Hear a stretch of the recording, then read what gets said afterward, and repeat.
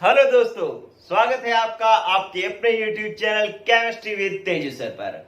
बच्चों, 12th class chemistry का lesson रासायनिक बलगतिकी के तीसरे एपिसोड में हम सीख रहे हैं वेग नियतांक। कौन सा टॉपिक सीख रहे हैं? वेग नियतांक। इस टॉपिक को बिल्कुल उसी तरीके से बच्चों कि हम 12th का मैटर करते हुए कंपटीशन के क्वेश्चंस भी करेंगे। तो वीडियो के अंत तक जुड़े रहने वाले बच्चों को ये टॉपिक बहुत ही अच्छे तरीके से आने लगेगा, वो कंपटीशन के क्वेश्चंस भी करने सीख जाएंगे। शुरू करता हूं मैं एक सामान्य सी बात से बच्चों। देखो कि आपके पास एक अभिक्रिया थी जिसमें ए और बी क्रियाकारक मिलकर के उत्पाद बना रहे थे। देखो, प्रारंभ में इनकी सांद्रता क्या होगी? ज्यादा। इसकी सांद्रता क्या होगी? ज्यादा। ये मान लो 10 है, ये भी 10 है, लेकिन उत्पाद तो अभी बना ही नहीं क्योंकि अभिक्रिया अभी हुई नहीं। ठीक है, तो अब क्या होगा कि जैसे जैसे ये उत्पाद में बदलेंगे ये घटते जाएंगे, ये 9 फिर 8 फिर 7, ये घटते जाएंगे और उत्पाद बढ़ता जाएगा। ठीक है, तो इस तरीके से अभिक्रिया होती है, ये बात हम पहले कर चुके हैं। लेकिन मैं आज एक बात सिखा रहा हूं बच्चों कि कोई भी अभिक्रिया होती है ना, तो वो इस तरीके से होती है कि क्रियाकारक आपस में टक्कर करते हैं बच्चों, आपस में टकराते हैं और टक्कर के फलस्वरूप उत्पाद में बदलते हैं। इसका मतलब आप समझ गए कि यार जितनी ज्यादा टक्करें होंगी ना, अभिक्रिया का वेग उतना ही ज्यादा होगा। और टक्करें कब ज्यादा होंगी? टक्करें तब ज्यादा होगी जब भीड़ ज्यादा होगी, मतलब सांद्रता ज्यादा होगी। तो आप देख पा रहे हैं बच्चों कि यहां पर क्या है कि क्रियाकारकों की सांद्रता ज्यादा है तो इनमें टक्करें ज्यादा होंगी, टक्करें ज्यादा होंगी तो अभिक्रिया का वेग ज्यादा होगा। तो एक सीधी बात अपने ये यूं कह सकते हैं कि अभिक्रिया का वेग क्रियाकारकों की सांद्रताओं के समानुपाती होता है। ये बात किसने कही बच्चों? द्रव्यानुपाती क्रिया नियम ने कही। किसने कही? द्रव्यानुपाती क्रिया नियम ने। यह नियम क्या कहता है? कहता है कि एक अभिक्रिया है जिसमें ए क्रियाकारक के ए मोल, बी मोल बी क्रियाकारक के मिलकर के जो है सी मोल बना रहे हैं और डी उत्पाद बना रहे हैं। ठीक है, तो द्रव्यानुपाती क्रिया नियम कहता है कि इस नियम के अनुसार, इस नियमानुसार अभिक्रिया का वेग क्रियाकारकों या अभिकारकों की सांद्रता, इसको सक्रिय सांद्रता भी लिखा होता है, सांद्रता के गुणनफल के समानुपाती होता है। ठीक है, तो अब अगर मैं मान लो इस अभिक्रिया में अभिक्रिया का वेग देखना चाहूं तो द्रव्यानुपाती क्रिया नियम क्या कह रहा है कि वेग समानुपाती है क्रियाकारकों की सांद्रताओं के गुणनफल के। क्रियाकारक कौन सा है? एक तो ए है और एक बी है। इनकी सांद्रताएं, बड़ा ब्रैकेट लगा दिया, मतलब सांद्रता, इसकी सांद्रता इन दोनों के गुणनफल के समानुपाती है। ये समानुपाती का निशान लगा दिया, लेकिन इसके ऊपर घातांक लगाऊंगा मैं x और y।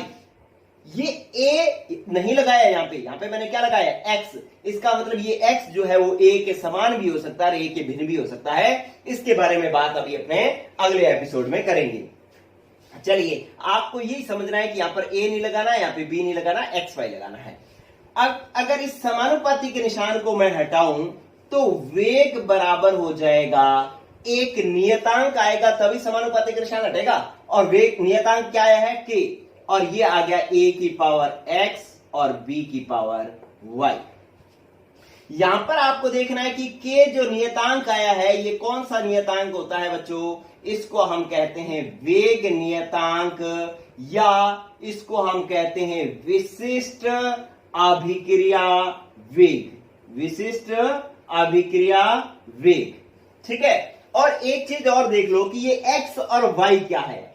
x प्लस y को जोड़ दोगे ना तो ये n बनेगा, इसको हम n कहेंगे, x और y के योग को, और इसको हम कहते हैं अभिक्रिया कोटि। क्या कहते हैं? अभिक्रिया कोटि, जो कि हमारा अगला टॉपिक होगा। अगले एपिसोड में हम यही चीजें सीखेंगे।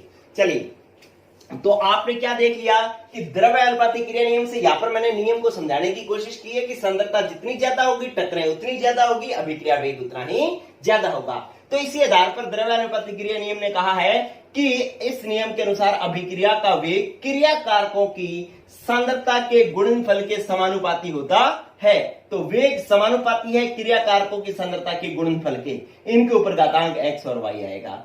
समानुपाती का निशान हटाया तो नियतांक आ गया k क्या है हमारे पास, वेग नियतांक है, या इसको हम विशिष्ट अभिक्रिया वेग कहते हैं। और x प्लस वाई को हम कहते हैं n क्या होती है, अभिक्रिया कोटि होती है।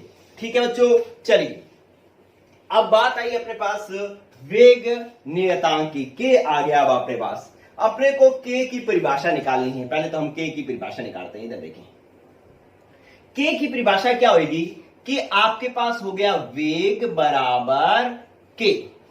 कहता है कि यदि आप पहले यहां पर लिख रहे हैं कि यदि A की सांद्रता हो 1, मतलब A क्रियाकारक की सांद्रता इकाई हो और B क्रियाकारक की सांद्रता भी क्या हो, इकाई हो, ठीक है, 1 मोल प्रति लीटर हो, तो क्या हो जाएगा कि आपके पास वेग बराबर हो जाएगा K, और A की जगह क्या आ जाएगा अपने पास, ये नियम बना था ना, एक क्या हो जाएगा एक की पावर x, और b की जगह क्या आ जाएगा 1, और इसकी पावर y। ठीक है, इसकी पावर 1 की पावर कुछ भी हो तो उसका मान 1 ही होता है। तो आपके पास वेग बराबर क्या हो गया बच्चों, k हो गया।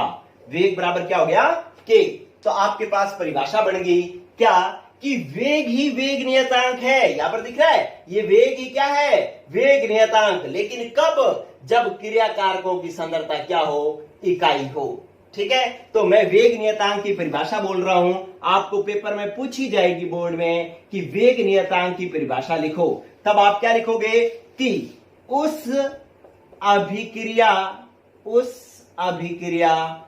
के वेग को ही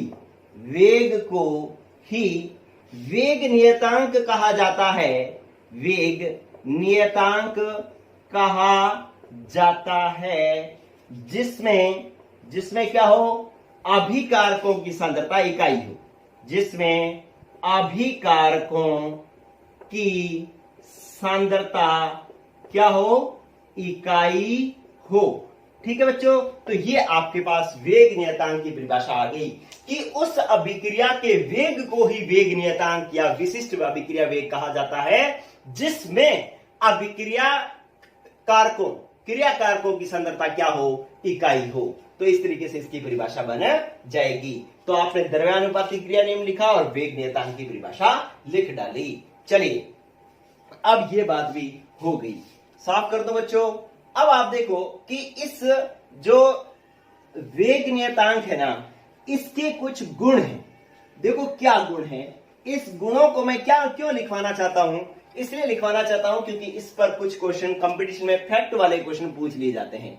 नंबर 1 गुण कि जो अभिक्रिया का वेग होता है ना बच्चों, अभिक्रिया का वेग वो वेग नियतांक पर निर्भर करता है, वेग नियतांक पर निर्भर करता है। और k का मान जितना ज्यादा होगा, देखो k का मान जितना ज्यादा होगा वेग उतना ही ज्यादा होगा ना, गुणा में है ये। ठीक है, तो k का मान जितना ज्यादा होगा वेग उतना ही ज्यादा होगा। ये हमें पहली बात समझ में आई। दूसरी बात, अब अभिक्रिया का वेग तो वेग नियतांक पर निर्भर करता है, और वेग नियतांक किस पर निर्भर करता है, कहता है वेग नियतांक k जो है वो ताप पर निर्भर करता है। किस पर निर्भर करता है, ताप पर निर्भर करता है। तीसरी बात कहता है ताप यदि आप बढ़ाओगे तो वेग नियतांक का मान बढ़ता है। ये भी अपने आगे टॉपिक सीखेंगे कि ताप बढ़ाने से वेग नियतांक किस तरीके से बढ़ता है, ये अपने पास आगे टॉपिक आएगा। चलिए आपको 3 पॉइंट याद हो गए बच्चों। क्या, अभिक्रिया का वेग वेग नियतांक पर निर्भर करता है, वेग नियतांक ताप पर निर्भर करता है, ताप बढ़ाओगे तो वेग नियतांक बढ़ेगा। चौथा देखो कि वेग नियतांक जो है ना, वेग नियतांक क्या होता है कि ये क्रिया कारकों की सांद्रता पर निर्भर नहीं करता, क्रिया कारकों की सांद्रता पर निर्भर नहीं करता। देखो वेग नियतांक तो फिक्स रहता है, वेग नियतांक किसी अभिक्रिया के लिए क्या होगा, फिक्स होगा। उसमें क्रिया कारकों की सांद्रता चाहे बढ़ाओ चाहे घटाओ, उससे कोई फर्क नहीं पड़ता है। ठीक है, क्रिया कारकों की सांद्रता से वेग नियतांक पर कोई फर्क नहीं पड़ता। आपसे पेपर में प्रश्न आ जाएगा कि क्रिया कारक थे, एक अभिक्रिया है, इस तरीके का इसका प्रश्न देखिए कैसे पूछा जाएगा। ऐसे पूछा जाएगा ए प्लस बी और उत्पाद, तो वो कहेगा कि इस अभिक्रिया में ए की सांद्रता दुगनी कर दी जाए और बी की आधी कर दी जाए, तो या ए और बी की सांद्रता दोनों की दुगनी कर दी जाए, तो वेग नियतांक पर क्या प्रभाव पड़ेगा? वेग नियतांक दुगना हो जाएगा, तिगुना हो जाएगा, समान रहेगा, जीरो हो जाएगा। तो आपने कहना है कि वेग नियतांक नियत रहेगा, कि इनकी सांद्रताएं आधी कर दो, दुगनी कर दो, चौगुनी कर दो, कुछ भी कर दो, वेग नियतांक पर कोई फर्क नहीं पड़ता। ये ध्यान रखना, इस तरीके का क्वेश्चन आपसे पूछा जा सकता है। पांचवा देखो बच्चों, कि जो वेग नियतांक की इकाई है ना, ये मैं अभी आपको सिखाऊंगा। देखो, वेग नियतांक की इकाई जो होती है, इकाई वो अभिक्रिया की प्रकृति पर निर्भर करती है, प्रकृति पर निर्भर करती है। और प्रकृति का क्या मतलब होता है? अभिक्रिया की प्रकृति का मतलब होता है अभिक्रिया कोटि, अभिक्रिया कोटि। ठीक है, तो इसका मतलब है कि वेग नियतांक की इकाई जो है वो अभिक्रिया कोटि पर निर्भर करती है।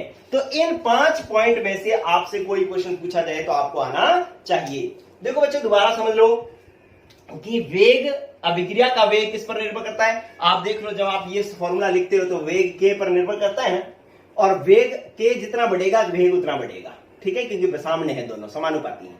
ठीक है, तो कहता है अभिक्रिया का वेग के वेग नियतांक पर निर्भर करता है, वेग नियतांक बढ़ाओगे तो वेग बढ़ेगा। दूसरा, वेग नियतांक किस पर निर्भर करता है? ताप पर निर्भर करता है। कहता ताप बढ़ाओगे तो वेग नियतांक बढ़ेगा। ठीक है, और वेग नियतांक क्रिया कारकों की सांद्रता पर निर्भर नहीं करता। सांद्रता जितनी मर्जी दोगुनी चौगुनी करते रहो, वेग नियतांक पर कोई प्रभाव नहीं पड़ता। और वेग नियतांक की इकाई किस पर निर्भर करती है? वेग नियतांक की इकाई निर्भर करती है अभिक्रिया कोटि पर। चलिए, ये 5वां पॉइंट मैं अब आपको एक्सप्लेन कर देता हूं। ये सारे 5 पॉइंट जो है हर एक एपिसोड में क्लियर होते जाएंगे। चलिए देखो बच्चों, अब अपने बात करते हैं कि वेग नियतांक अभिक्रिया कोटि पर किस प्रकार निर्भर करता है। चलिए देखो, आपने अभी एक वेग की अवकलित समीकरण देखी थी। क्या देखा था आपने? कि वेग बराबर के ए की पावर x b की पावर y। ठीक है, अब आपको पता है कि x प्लस वाई क्या है? x प्लस वाई है अभिक्रिया कोटि। x प्लस वाई क्या है? अभिक्रिया कोटि। ठीक है, अब आपके पास ये क्या हो गया? वेग बराबर के। देखो, इसको अपने x प्लस वाई को क्या लिख देते हैं? n। ए भी क्रियाकारक की सांद्रता है, बी भी क्रियाकारक की सांद्रता है, तो इसका मतलब ये दोनों ही क्या है? सांद्रता है। तो ये हो गया हमारे पास सांद्रता। और x प्लस वाई को क्या कहेंगे? ये देखो, ये सांद्रता की पावर x, यहां पर भी सांद्रता की पावर x, तो दोनों आधार अगर समान है तो पावर जुड़ जाती है, तो यहां पे आएगा x प्लस वाई, और x प्लस वाई को आप क्या लिखते हो? n। n क्या होती है? अभिक्रिया कोटि। तो इसका मतलब है वेग बराबर हो गया के सांद्रता की पावर n। ठीक है, सांद्रता की पावर क्या होगी? n, क्योंकि x प्लस वाई बराबर क्या होता है? n होता है। ठीक है, हम क्या पढ़ रहे हैं? इस वेग नियतांक की इकाई पढ़ रहे हैं। मैंने 5वां पॉइंट समझा रहा हूं मैं आपको कि वेग नियतांक की इकाई अभिक्रिया कोटि पर किस प्रकार निर्भर करती है। चलिए, अब आप देखो कि हमें वेग नियतांक की इकाई निकालनी है, तो इधर वेग की इकाई निकाल दो। वेग बराबर क्या होता है हमारे पास? वेग होता है, आप पहले यूं कर लो, k बराबर क्या हो गया? ये बटा में चला जाएगा, तो वेग बटा में सांद्रता की पावर n, सांद्रता की पावर n। अच्छा, अब आपके पास वेग की इकाई क्या होती है? वेग बराबर होता है सांद्रता और समय इनवर्स। सांद्रता, क्योंकि वेग होता है सांद्रता बटा में समय, तो सांद्रता का सांद्रता आ गया और समय ऊपर गया तो समय इनवर्स आ गया। बटा में क्या है आपके पास? सांद्रता की पावर n। ठीक है, हमने यहां पर क्या लिखा है बच्चों? यहां पर सिर्फ और सिर्फ वेग की इकाई लिखी है। वेग की इकाई होती है सांद्रता समय इनवर्स। अब यहां पर सांद्रता समय इनवर्स बटा में ये वाला सांद्रता की पावर n। अब ये सांद्रता की पावर n जाएगा तो ये माइनस n हो जाएगा, ये सांद्रता की पावर 1, ये माइनस n, तो दोनों क्या हो जाएंगे, ये हो जाएगा k बराबर सांद्रता की पावर 1 माइनस n, और ये हो जाएगा अपने पास समय इनवर्स। तो बस जिसको ये बात समझ में आ गई वो हर एक अभिक्रिया कोटि के लिए वेग नियतांक की इकाई निकाल सकता है। पहले दोबारा समझ लो इसको, क्या कह रहा है कि वेग बराबर के a की पावर x b की पावर y। a क्या है, a की सांद्रता है, ये भी सांद्रता है, तो सांद्रता की पावर x सांद्रता की पावर y, तो सांद्रता की पावर x सांद्रता की पावर y दोनों आधार समान है तो जुड़ जाएंगे, पावर जुड़ जाती है आधार समान हो तो ये हो जाएगा सांद्रता की पावर x प्लस वाई, और x प्लस वाई को आप क्या कहते हो, n। n क्या होती है, अभिक्रिया की कोटि। अब k बराबर क्या हो गया, ये बटा में आ जाएगा, तो वेग बटा में सांद्रता की पावर n। वेग की इकाई क्या होती है, सांद्रता समय इनवर्स। ये सांद्रता की पावर n, सांद्रता की पावर n ऊपर जाएगी तो माइनस n हो जाएगी, ये देखो माइनस n हो गया, तो ये सांद्रता की पावर 1, ये सांद्रता की पावर माइनस n, तो ये हो जाएगा सांद्रता की पावर 1 माइनस n। ये थोड़ी सी मैथ आपको आनी चाहिए। अब बस अब बात बन चुकी है, देखो क्या बात बन गई। पहला पॉइंट, केस फर्स्ट क्या कह रहा है, केस फर्स्ट हमारे को कह रहा है कि यदि शून्य कोटि अभिक्रिया के लिए, शून्य कोटि अभिक्रिया के लिए, शून्य कोटि अभिक्रिया के लिए n बराबर क्या हो जाएगा, 0। ठीक है, तो आपके पास k बराबर क्या है, सांद्रता की पावर 1 माइनस n का मान कितना आ गया, 0। शून्य कोटि अभिक्रिया के लिए n का मान क्या होता है, 0, और समय इनवर्स। ठीक है, तो अब सांद्रता की पावर 1 आ गया, सांद्रता बराबर क्या होता है, सांद्रता बराबर होता है मोल लीटर इनवर्स, और सांद्रता की पावर 1 का मतलब है मोल, सांद्रता होती है मोल लीटर इनवर्स, और समय इनवर्स तो हमारे पास है ही। तो ये हो जाएगा शून्य कोटि अभिक्रिया के लिए वेग नियतांक की इकाई। ये प्रश्न आया हुआ है बच्चों AIPMT 2011 के अंदर ये क्वेश्चन पूछा गया था कि शून्य कोटि अभिक्रिया के लिए वेग नियतांक की इकाई क्या होगी। तो सांद्रता की पावर इकाई क्या होती है, मोल लीटर इनवर्स, पावर 1 है तो यही आएगा, और ये समय इनवर्स, ये आना था आंसर। ठीक है, चलिए अब अपने बात करते हैं केस सेकंड की। केस सेकंड, प्रथम कोटि अभिक्रिया के लिए, प्रथम कोटि अभिक्रिया के लिए, प्रथम कोटि अभिक्रिया के लिए क्या हो जाएगा बच्चों, n का मान क्या हो गया, अब हमारे पास 1। प्रथम कोटि अभिक्रिया के लिए n का मान क्या हो गया, 1। अब आपसे वो पूछ रहा है कि वेग नियतांक की इकाई क्या होगी, क्योंकि अलग अलग कोटि अभिक्रिया के लिए वेग नियतांक की इकाई अलग अलग है।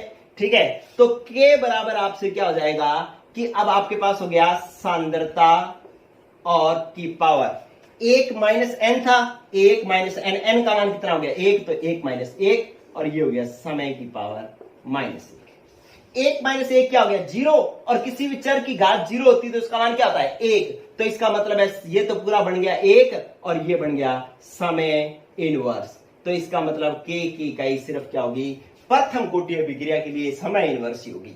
शून्य कोटि की अभिक्रिया के लिए मोल लीटर इनवर्स समय इनवर्स, और प्रथम कोटि अभिक्रिया के लिए सिर्फ समय इनवर्स।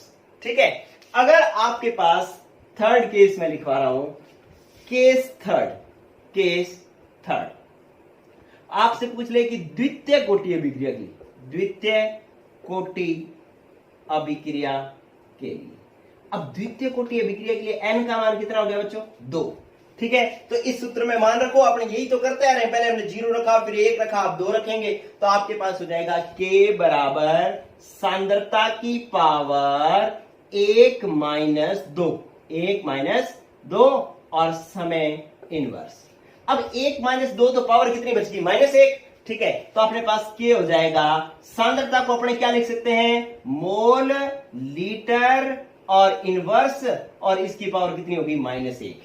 ठीक है, यहां पर क्या आ गया, माइनस 1, सांद्रता की जगह मैंने लिख दिया मोल लीटर इनवर्स, और ये तो हमारे पास समय इनवर्स था ही। ठीक है, अब इस माइनस 1 का अंदर गुणा करेंगे तो मोल की पावर कितनी आ जाएगी, माइनस 1, और लीटर की पावर आ जाएगी माइनस 1 इंटू माइनस 1 क्या हो जाएगा, प्लस का 1। ठीक है, तो इसके लिए द्वितीय कोटि अभिक्रिया के लिए इसकी इकाई आ जाएगी मोल इनवर्स लीटर, माइनस 1 क्या हो जाएगा, प्लस 1, तो लीटर और समय इनवर्स। ठीक है, ये वेग शून्य कोटि अभिक्रिया के लिए, K0 के लिए, ये K1 के लिए और ये K2 के लिए, द्वितीय कोटि अभिक्रिया के लिए। ठीक है बच्चों, इस तरीके से हमने सीखा जो पांचवा पॉइंट था कि अलग अलग कोटि अभिक्रिया के लिए वेग नियतांक की इकाई अलग अलग होती है। ठीक है, अब ये जो चीज मैंने लिखाई है ना, सारी की सारी इसी फॉर्मूले पर आई है। जिसको थोड़े बहुत मैथ आती है वो यहां से अपने आप निकाल सकता है। ठीक है, और ये क्यों इंपॉर्टेंट है, क्योंकि इसका 20 बार प्रश्न आया हुआ है। क्या प्रश्न आया हुआ है 12th बोर्ड में? देखो बच्चों, 12th बोर्ड का न्यूमेरिकल देखें आप। 12th बोर्ड में आपसे बहुत बार पूछा गया है कि यदि किसी अभिक्रिया के लिए K बराबर 2.3 इंटू 10⁻³ सेकेंड इनवर्स है तो अभिक्रिया कोटि होगी। यह क्वेश्चन पूछा जाता है। अब हम क्या करने लग जाते हैं, K का मान दे रखा है तो हम इसमें गुणा जोड़ घटाव करने लग जाते हैं। लेकिन कुछ नहीं करना बच्चों, सिर्फ K की इकाई देख करके, ये देखो सेकेंड इनवर्स, समय इनवर्स होगी। सेकेंड क्या है? समय। तो समय इनवर्स इकाई होगी तो बस इकाई के आधार पर अभिक्रिया कोटि बता देंगे। समय इनवर्स K की इकाई किसके लिए होती है? प्रथम कोटि अभिक्रिया के लिए होती है। तो आंसर नंबर हमारा आ जाएगा प्रथम कोटि अभिक्रिया। बोलो, बात समझ में आई कि नहीं? बहुत बार, एक बार नहीं बहुत बार ये प्रश्न पूछा गया है कि इस तरीके से K की इकाई दे देता है और अभिक्रिया कोटि पूछ लेता है। अब दूसरा क्वेश्चन आपको कह देता है कि K का मान जो है वो 3.02 इंटू 10⁻⁵ क्या मोल इनवर्स लीटर और मिनट इनवर्स। तो इसके लिए अभिक्रिया कोटि क्या होगी? अब देखो, mole inverse litre minute inverse, तो इसके लिए जो है वो अपने पास क्या होगा? मोल इनवर्स लीटर समय इनवर्स किसके लिए है? द्वितीय कोटि के लिए है। तो आंसर नंबर हमारा हो जाएगा द्वितीय कोटि। आपको कोई जोड़ गुणा भाग नहीं करना, सिर्फ इकाई देख करके अभिक्रिया कोटि निकाल लेनी है। अगर वेग नियतांक दिया हो, अभिक्रिया कोटि पूछी हो, तो हमें सिर्फ और सिर्फ क्या देखना है? उसकी इकाई देखनी है, इकाई के आधार पर अभिक्रिया कोटि ज्ञात करनी है। क्या बात समझ में आ रही है बच्चों आपको? ठीक है, बेहद आसान क्वेश्चन है। अब इधर देख लो, ये वाला क्वेश्चन AIPMT 2011 में आया हुआ है, तो ये कितना आसान है। ठीक है, एक चीज देखना कि शून्य कोटि अभिक्रिया के लिए जो आपके पास अभिक्रिया वेग की जो इकाई होती है ना, वही वेग नियतांक की इकाई होती है शून्य कोटि अभिक्रिया के लिए। लेकिन प्रथम और द्वितीय कोटि अभिक्रिया के लिए ऐसा नहीं होता। ठीक है, जैसे आपको अगर मान लो 12th बोर्ड में ये वाला क्वेश्चन पूछ ले कि कह दे कि अभिक्रिया वेग व ऐसे कह दे कि प्रथम कोटि अभिक्रिया के लिए, प्रथम कोटि अभिक्रिया के लिए अभिक्रिया वेग व वेग नियतांक की इकाई लिखो। वेग नियतांक की इकाई लिखो। ये वाला क्वेश्चन अगर आपसे पूछते तो प्रथम कोटि हो चाहे द्वितीय कोटि हो, कुछ भी कोटि हो, वेग की इकाई तो वही है। वेग बराबर होता है सांद्रता बटा में, सांद्रता में परिवर्तन बटा में समय में परिवर्तन, और सांद्रता बराबर क्या होता है? मोल लीटर इनवर्स, और समय ऊपर जाएगा तो ये हो जाएगा समय इनवर्स। ये तो हो जाएगा वेग की इकाई। और वेग नियतांक की इकाई अगर आपसे पूछे तो वेग नियतांक की इकाई तो आपको पता होता है कि आप कैसे लिखते हो? सांद्रता की पावर 1 - n बटा में समय इनवर्स। अब वो प्रथम कोटि अभिक्रिया के लिए कह रहा है तो n का मान कितना हो गया? 1, 1 के मान से 1 0, ये पूरा हट जाएगा और आ जाएगा प्रथम कोटि अभिक्रिया के लिए वेग नियतांक का इकाई आ जाएगी समय इनवर्स। तो आपसे पूछ लिया जाए तो क्या हो जाएगा कि वेग की इकाई तो मोल लीटर इनवर्स समय इनवर्स, और वेग नियतांक की इकाई सिर्फ समय इनवर्स। तो इस तरीके से आपको किसी और के लिए भी ऐसा क्वेश्चन दे सकता है। चलिए बच्चों, ओके, ये क्वेश्चन भी आपका हो गया कंप्लीट। चलिए, एक मैं आपको बहुत ही बढ़िया क्वेश्चन, कंपटीशन का क्वेश्चन करवा रहा हूं, ये साफ कर देता हूं। चलिए, ये तो 12th बोर्ड के क्वेश्चन हो गए बच्चों।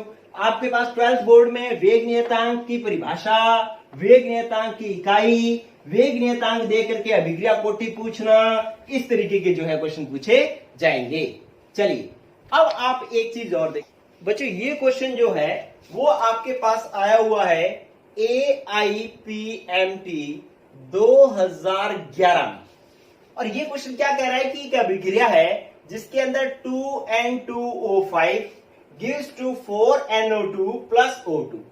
इसके लिए कहता है कि ये कुछ दरें दे रखी है, ये तीन कह रहा है कि dN2O5 dt माइनस का KN2O5 के बराबर है, और इसी तरीके से dNO2 अपॉन में dt मतलब NO2 के बनने की दर K डैश N2O5 के बराबर है, और O2 के बनने की दर जो है वो K डबल डैश N2O5 के बराबर है। तो कह रहा है K डैश और K डबल डैश में संबंध होगा। AIPMT 2011 का क्वेश्चन है। संबंध ये आपको कई तरीके के दे रखे हैं, अब आपको आंसर निकालना है। देखो बच्चों, आप कैसे आंसर निकालोगे? आप क्या करो, पहले इस समीकरण से अभिक्रिया का वेग लिख लो, ठीक है? तो अभिक्रिया का वेग बराबर आपको पता है कि आपके पास पहले क्या लिखा हुआ है कि इसकी N2O5 की सांद्रता में परिवर्तन बटा में समय में परिवर्तन, ठीक है? और क्रिया कारक है इसलिए निशान क्या आएगा? माइनस, और जो ये गुणांक दे रखा है वो आ जाएगा 1/2 बराबर। अब NO2 के आधार पर निकालते हैं, तो NO2 की सांद्रता में परिवर्तन NO2 बटा में dt, उत्पाद है तो प्लस, और 4 लगाया हुआ है तो क्या आ जाएगा? 1/4। और ये O2 के आधार पर अभिक्रिया वेग निकालना चाहो तो क्या आ जाएगा? DO2 मतलब O2 की सांद्रता में परिवर्तन बटा में समय में परिवर्तन। गुणांक कुछ नहीं है तो यहां पर भी गुणांक कुछ भी नहीं आएगा, ठीक है? अब क्या करना है बच्चों कि जब ये आपने इस तरीके से अभिक्रिया वेग लिख लिया तो आपको पता है कि यहां पर dN2O5 dt किसके बराबर है? KN2O5 के। तो इस पूरे की जगह मैं लिख देता हूं KN2O5, ठीक है? ये माइनस dN2O5 dt की जगह अपने इसके हिसाब से क्या लिख दिया? KN2O5 लिख दिया, KN2O5 लिख दिया। और यहां पर आगे 1/2 था तो हमने यहां पर 1/2 और लगा दिया, ठीक है? बराबर। चलिए, अब आपको पता है कि dNO2 अपॉन में dt की जगह क्या लिख सकते हैं? dNO2 अपॉन में dt की जगह K डैश N2O5 लिख सकते हैं। तो यहां पर मैं लिख देता हूं K डैश N2O5, ठीक है? और ये 1/4 एक्स्ट्रा है तो ये 1/4 यहां पर आ जाएगा, बराबर। अब क्या आ जाएगा? dO2 बाई dt को क्या लिख सकते हैं? dO2 बाई dt को लिख सकते हैं K डबल डैश N2O5, तो यहां पर आ जाएगा K डबल डैश N2O5, ठीक है? तो आपने क्या किया बच्चों? सिर्फ अभिक्रिया की जो समीकरण थी उससे क्या लिया? अभिक्रिया वेग के सूत्र लिखे, और इस सूत्रों के बाद में जो प्रश्न में दे रखा था, ये दे रखा था कि dN2O5 अपॉन dt KN2O5 के बराबर है, तो ये dN2O5 अपॉन dt की जगह KN2O5 लिख दिया। इसी की जगह इसकी जगह मैंने K डैश N2O5 लिख दिया, और इसकी जगह K डबल डैश N2O5 लिख दिया। अब N2O5 की सांद्रता तो कट जाएगी, सब में N2O5 है, तो ये अपने पास हो गया K बटा में 2 बराबर K डैश बटा में 4 बराबर K डबल डैश, ठीक है? तो अब अपने पास ये संबंध आ गया। इससे जैसा प्रश्न आपको दे रखा है, जैसे ऑप्शन आपको दे रखे हैं वैसे आप क्वेश्चन कर सकते हो। जैसे इसमें क्या दे रखा है? K डैश का K के साथ संबंध, K डबल डैश का K के साथ संबंध, तो इनका K डैश का K के साथ संबंध और K डबल डैश का K के साथ संबंध ऐसे दे रखा है। तो आपको इसका मतलब 2 केस बनाने हैं, पहले K डैश और वह K में संबंध बनाना है, तो ये दोनों लिख दो। ये क्या बन गया? K बटा में 2 बराबर K डैश बटा में 4, ठीक है? तो आपको K डैश बराबर निकालना चाहिए, 4 इधर ले आओ, तो K डैश बराबर 4 K बटा में 2, 2 से 2 कट जाएगा, तो K डैश बराबर हो जाएगा 2K, ठीक है? तो इसका मतलब है K डैश बराबर है 2K, तो K dash 2K, K dash 2K, K dash 2K, ये 3 है, ये चौथा है जिसमें K डैश बराबर K है, तो इसका मतलब चौथा ऑप्शन नहीं है, इन तीनों में से हो सकता है। चलिए, अब हम K डबल डैश का मान निकालते हैं। K डबल डैश का मान कैसे आएगा? आपको इसको और इसको लिखना है, इन दोनों को, तो आपके पास हो जाएगा K डबल डैश बराबर K बटा में 2, तो ये हो जाएगा K बटा में 2, ठीक है? तो आपके पास एक हो गया K डैश बराबर 2K और K डबल डैश बराबर K बाय 2, तो K डैश बराबर 2K और K डबल डैश बराबर K बटा में 2, तो आंसर नंबर हमारा कौन सा आ जाएगा? बी। इस तरीके से ये AIPMT 2011 का क्वेश्चन है। आप क्वेश्चन दोबारा समझ लें, समीकरण दे दी थी, और ये कुछ मान दे दिए थे और पूछा था ये जो के डैश और के डबल डैश में संबंध क्या है।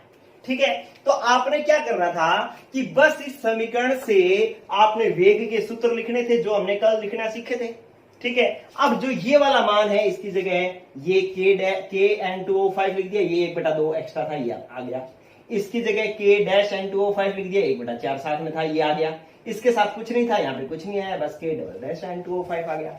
N2O5 सारे कट गए तो आ गया के बटा में 2 बराबर के डैश बटा में 4 बराबर के डबल डैश। अब इसका दोनों का संबंध निकालना था और इसका संबंध निकालना था, तो इनको आपने निकाल लिया, आंसर नंबर आपका आ गया बी। ठीक है बच्चों, तो इस तरीके से ये वेग नियतांक टॉपिक जो है हुआ आपका कंप्लीट। और फिर अपने अगले एपिसोड में हम सीखेंगे अभिक्रिया कोटि।